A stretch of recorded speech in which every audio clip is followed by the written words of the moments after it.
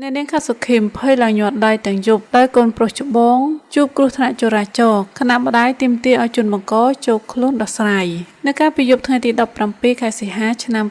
2026យុវជនស្កាយត្រូវបានរថយន្តមួយគ្រឿងបើកបុករួចបើករថគេចបាត់ពីកន្លែងកើតហេតុដែលស្ថិតនៅក្បែរស្ពានស្ទឹងមានជ័យចាស់ក្នុងហេតុការណ៍នេះរថយន្តរបស់ស្កាយបានបែកពងសុវត្ថិភាពបណ្ដាលឲ្យរងរបួសដៃ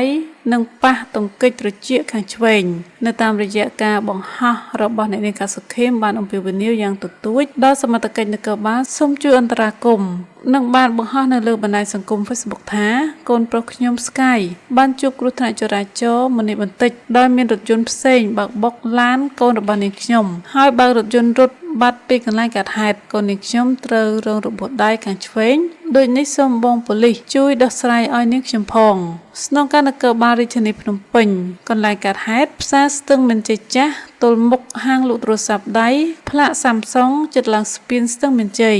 ដោយខណៈពេលនេះកណ្ដាលអត្រាតនាងខ្ញុំមិនហ៊ានរំខានផ្ទះបងប្អូនដែលមានកាមេរ៉ាតាមដងផ្លូវនោះទេរងចាំពេលព្រឹកសិនសូមម្ចាស់រថយន្តមេត្តាចូលខ្លួនដោះស្រាយជាមួយនាងខ្ញុំ